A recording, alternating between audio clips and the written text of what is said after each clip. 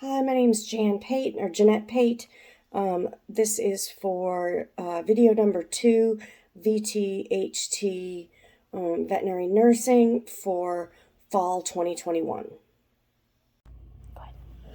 Okay, I'm going to demonstrate an ECG on a patient. I've got my dog here in right lateral recumbency. We're on a plastic table to avoid artifacts from a metal table, and we're just going to try to keep him as calm and quiet as possible to avoid shaking and panting, as well to avoid artifacts. We have a 3-lead system. So for oops, it's okay, buddy. It's okay.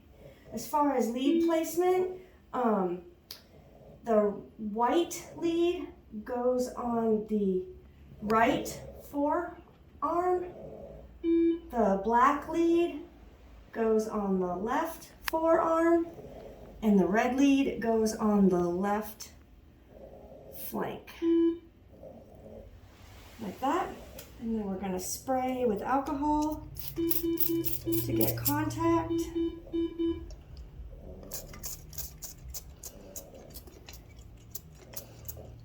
It's okay. No, it's okay. I know you're okay. It's okay. Okay. I know. Okay. I know. It's okay.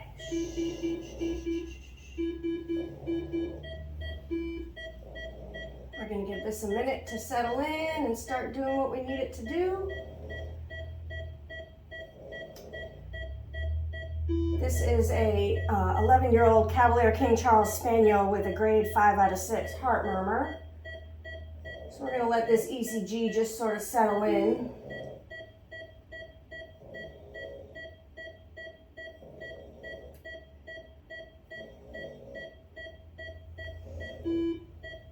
And as you see it coming across, we do have our, can you zoom in? We do have our PQR. Let me see if I can freeze it. I don't know if I can. P, Q up top, R comes down, S, and then T.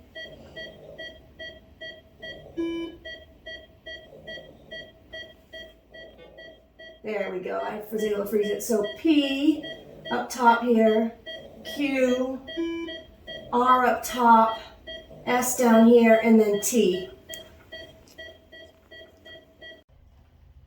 Okay, now I'm going to demonstrate a Schirmer tear test. So the first thing you want to do is place a drop of proparacaine in the eye.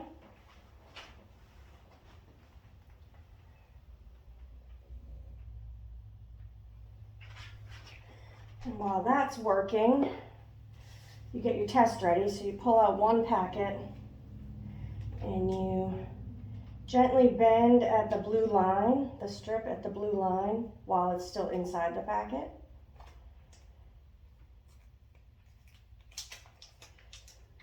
And then you remove the strip by grasping it away from the end. You don't want to touch the end that's going to go in the eye. And then you gently pull the lower lid back in the middle area and place it in there and just hold it gently for 60 seconds.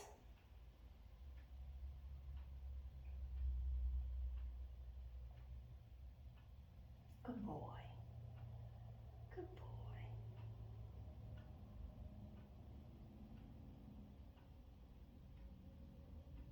Good boy.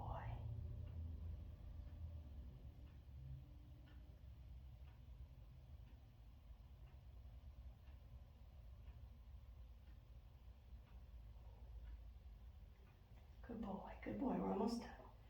Good boy. We're almost done. Good boy. Good boy.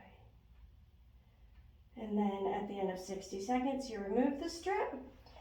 And you can see that his is about 23.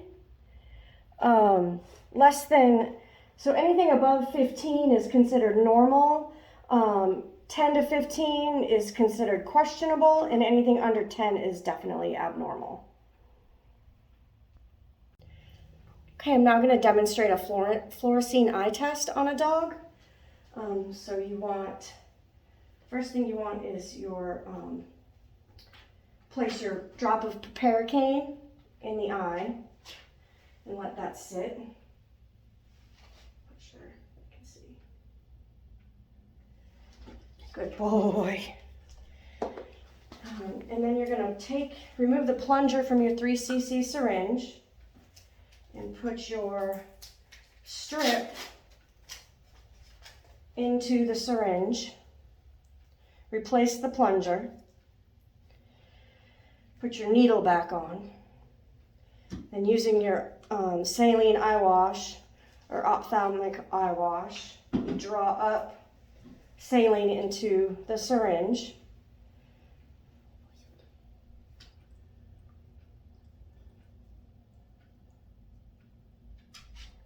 Like that, so that you get your stain into your syringe.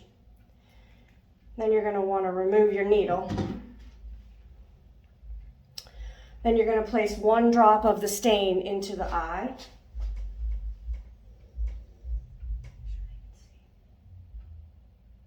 And you just sort of move it around a little bit so that you make sure the stain covers the whole eye. Next step is to rinse it gently. Use gauze underneath. I know, it's okay, buddy. And you gently rinse the eye. Good boy. Good boy. I know, good boy. Now we're going to shut off the lights and turn on our black light to see if there's a scratch or anything on the eye.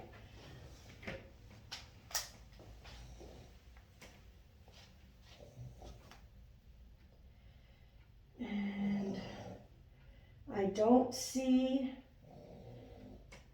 anything there on that eye. So there's no stain uptake, which means there are no scratches or ulcers on the eye. So I'm now going to demonstrate how to calibrate the TonoPen. You want the TonoPen inverted with the transducer facing downward. You hit the button twice. It comes up and says Cal for calibrating. We wait 15 seconds.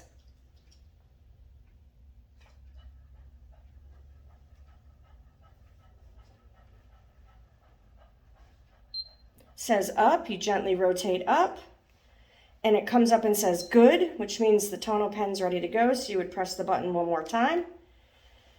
And now it's ready to go. If it was not calibrated, it would come up and say bad. So we're now going to demonstrate how to properly use the TonoPen now that we've calibrated it and it said good. It's ready to go. My restrainer is going to hold our dog with the head parallel to the table. Being careful not to hold too tightly around the neck or the head, as you don't want readings that'll be, if you hold too tightly, it causes too much pressure and your readings will be inaccurate. You also want to apply piperacane for this as well.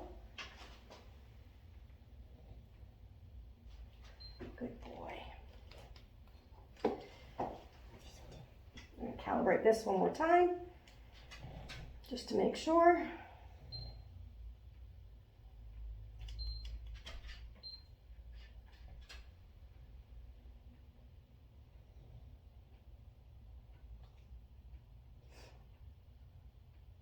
That way it gives our piperacane time to settle in as well.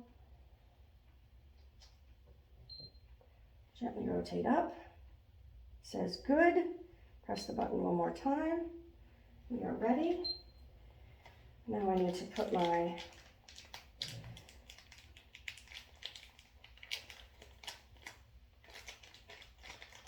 TonoPen cover on. You want to hold the cardboard and gently place it over the top pressing the rubber down over the lip and then removing the cardboard. You never want to touch the tip once the rubber has been placed on there. So we're gently going to tap the eye till we hear 3 faded beeps.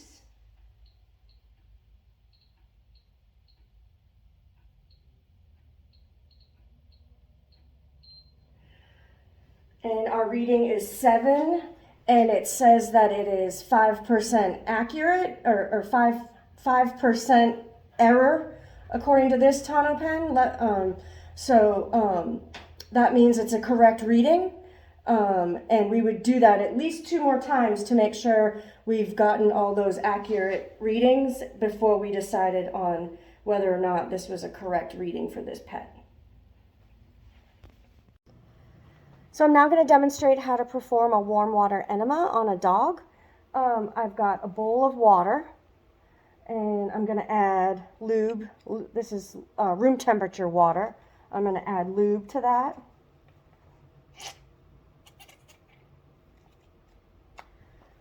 As well as some gentle dishwashing soap.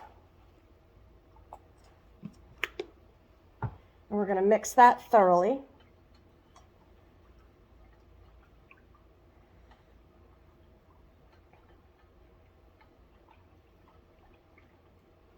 And once that's mixed, we have a 60 ml syringe and a 10 French red rubber catheter.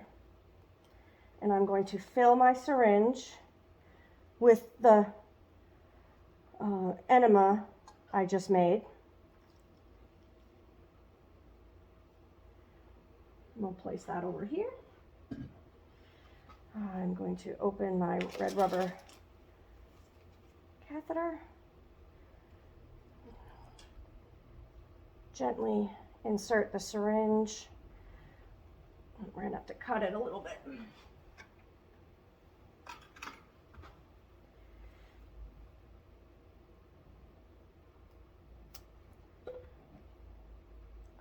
little bit more.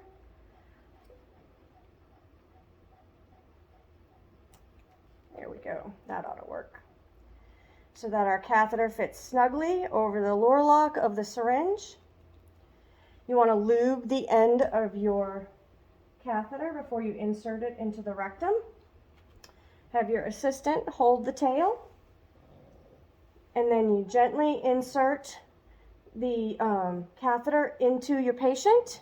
Once it's inserted, you would then slowly administer your enema. Before you insert the catheter, fill your red rubber so that it has it's full. You're not inserting air into the patient.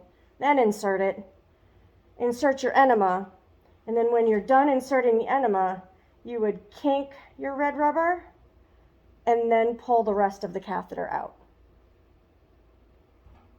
Okay, we're now going to demonstrate how to perform sub-Q fluids. First thing is you need to make sure that your bag is in date. This one has tape on it with the date and time it was opened, so I know that it is still good. You want to change your needle. Make sure you have a fresh needle every time.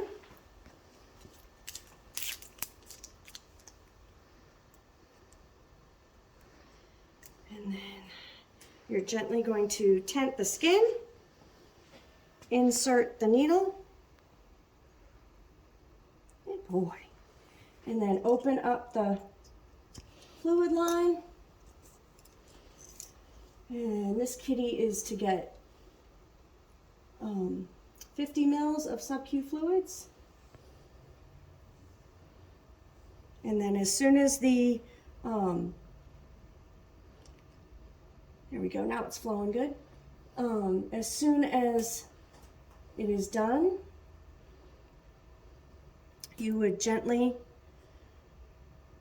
I'm going to give him, he's got a little bit more, it's flowing pretty good. He's not getting very much. He's still purring, good boy. All right, and then when he's received the amount of fluids he needs, you Roll it off. Gently squeeze the skin in that area and pull the needle out. Recap your needle. And then hold that for about 30 seconds just to make sure it seals off. Sometimes it will still leak back and it may be a little blood tinged, but that's normal. So I'm now going to demonstrate how to place a modified Robert Jones bandage as well as a splint. So the first thing we want to do is apply our stirrups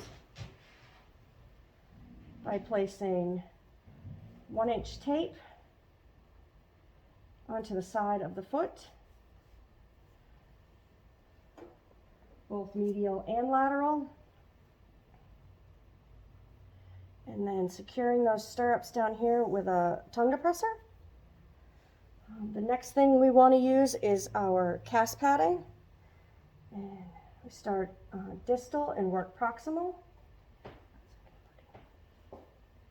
You want to wrap evenly as to avoid any kinks in your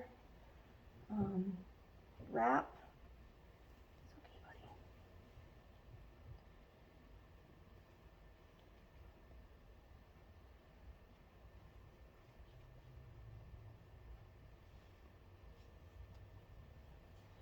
You want to wrap above and below where the break or the laceration or the wound is. And then you come back down.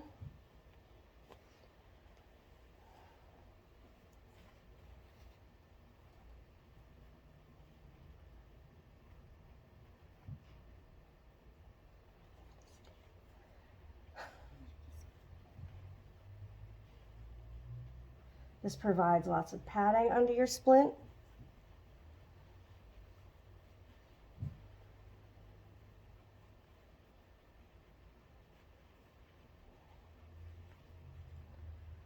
And then you use your stretch gauze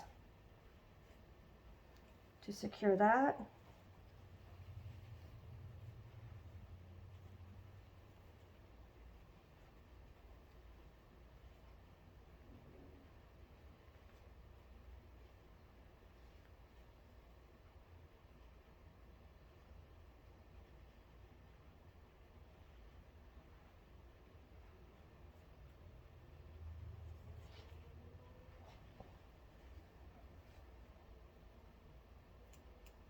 And then you place the appropriate splint. This is a small left rear quick splint. It fits him perfect. You want to line it up with the hock, and then you apply another layer of stretch gauze to hold your splint in place.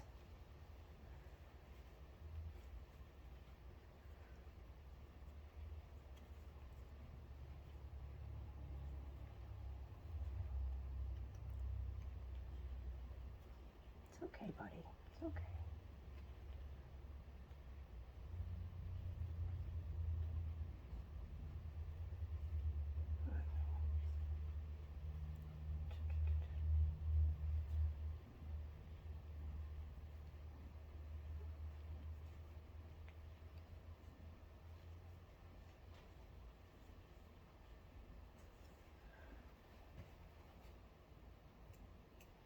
Now you use your stirrups. So you raise one piece, twist at the bottom, and then place it upward like that. Same thing on the bottom, twist, and attach the tape firmly to the leg. And now we do our outer layer with our unrolled and re-rolled vet wrap.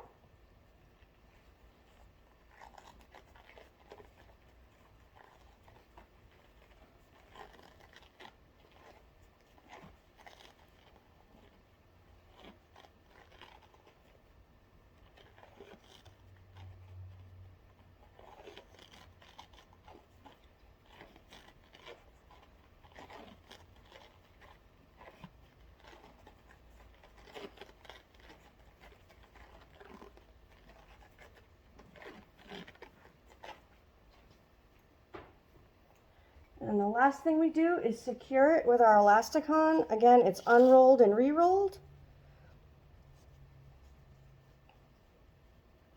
You do half onto the bandage and half onto the patient.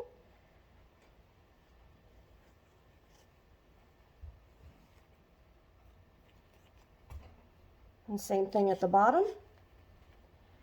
You just want to make sure that the toes are exposed and that there's some protection for the bottom of your splint. And that is our modified Robert Jones with our splint placement. To remove this, you use bandage scissors and cut proximal to distal.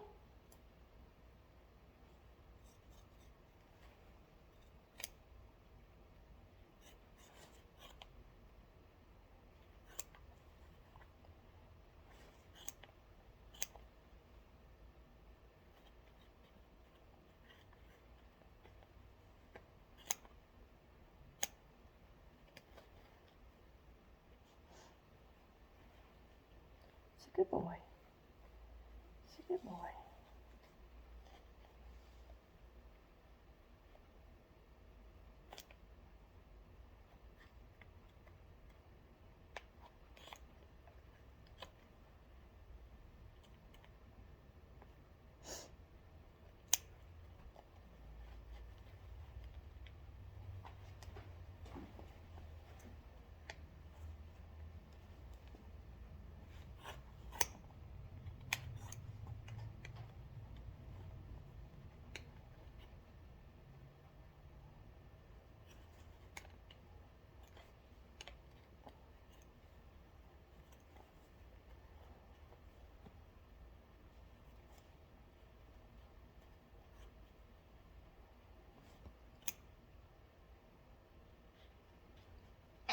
No, it's okay. I'm sorry.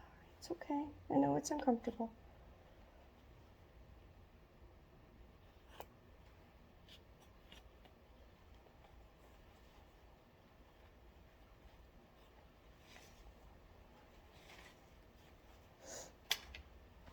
And then remove your stirrups. Okay. I know. I'm now going to demonstrate how to perform an emergency bandage by doing an abdominal wrap on this cat. So the first thing you do is use your cast padding for absorbency.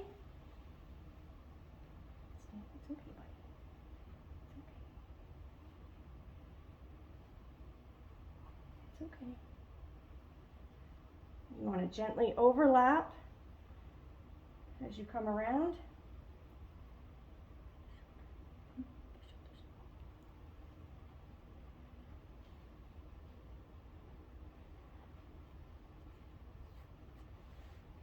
And then use your conforming stretch gauze. And when you put on your stretch gauze, you want to leave a little bit of your cast padding showing. I know it feels weird, buddy. You want about 1/4 inch of your cast padding on each side. Good boy.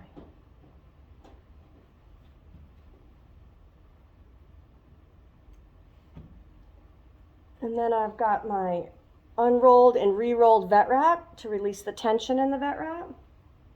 And again, you want to leave about 1/4 inch of the cast padding of your bandaging showing.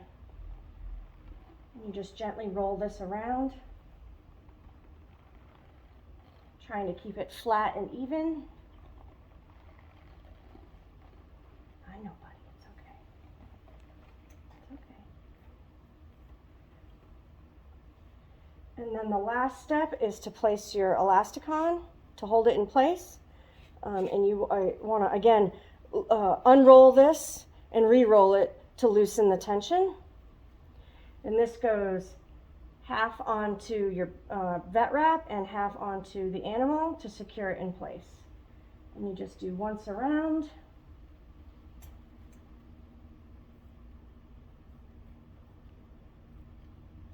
Like that. And again back here, once around. Half on your bandage, half on your patient.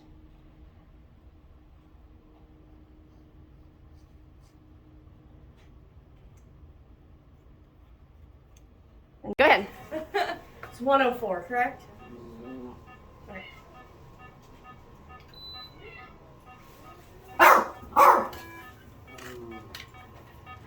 How are your horses? It is the upper right canine on this feline.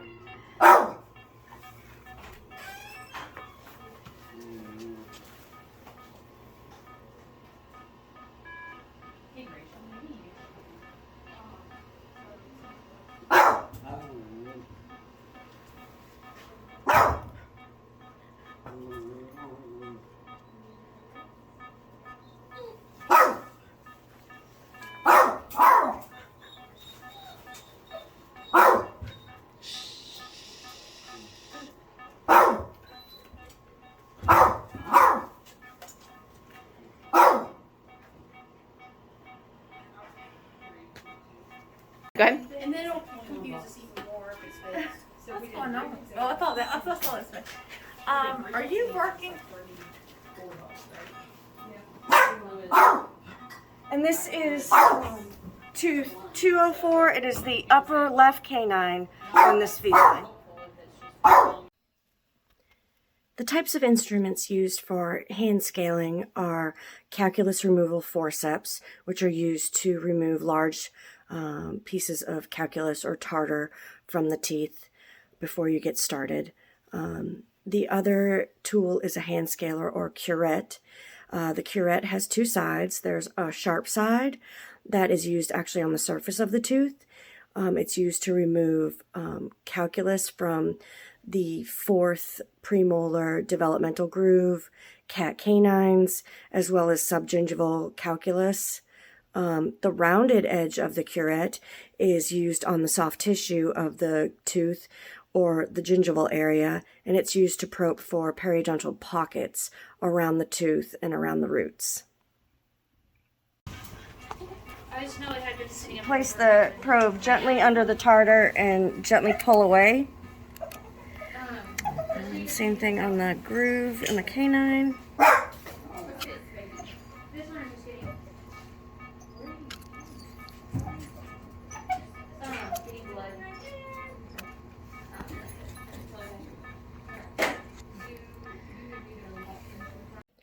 When using an ultrasonic scaler, you want to make sure you hold the tip of the scaler parallel to the long axis of the root of the tooth. You want to use the distal 3 millimeters of the scaler on the tooth, and you don't want your contact time per tooth to be longer than 10 seconds per tooth. The scaler heats up very quickly, and the excess heat can cause damage to the enamel of the tooth, so it's very important that you not be on each tooth longer than 10 seconds. You may always move ahead, come back to that tooth several times, but it's important that you continue to move around approximately every 10 seconds per tooth. That's good. Okay. So the ultrasonic scaler is held like a pen. You want to hold it parallel to the long axis of the tooth. You want to use the distal 3 millimeters of the ultrasonic scaler on the tooth.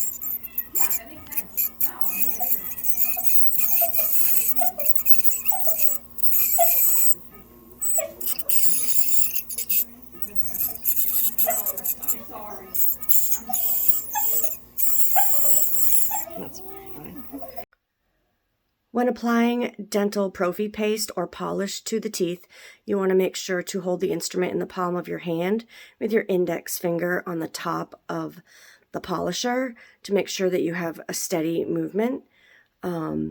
The reason for polishing is the scaler can leave behind microabrasions, and you want to fill those in, as those microabrasions can actually allow tartar to come back faster and build up quicker.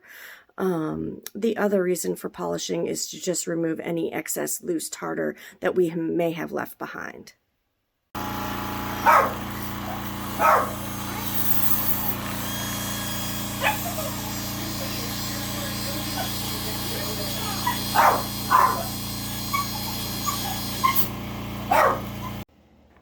Okay, we're going to talk about at-home dental care. one of the first things and the most things we recommend is brushing your dog's teeth. They make special toothpaste for dogs. You don't want to use the toothpaste you have at home, as well as special dental brushes and toothpaste. You want to lift the lip and apply the brush and the toothpaste directly to the teeth. Most dogs, you may have to start out slow and do one tooth at a time, but most dogs, the toothpaste tastes pretty good, so after a little while they realize it's almost like a treat when you're doing it. The other thing you can do is a water additive. You add this to their water, and it when they drink, it acts like the same enzymes that are in the toothpaste to help clear the tartar. Actually helps when they drink. It actually helps brush the teeth as well. It's not quite as good as brushing, but it's better than nothing. There's also a couple different types of treats that you can use. There's rawhides that are specifically made as dogs chew on it. It has the same enzymes in there to kill the plaque. And then there's options like greenies, where when they chew on them, it helps to remove the tartar. There's also food options. Hills makes Dental Care TD, and that is made specifically for dogs with dental disease, and they can it helps when they chew it. It's got the enzymes in it, plus the chewing keeps the tartar off the teeth.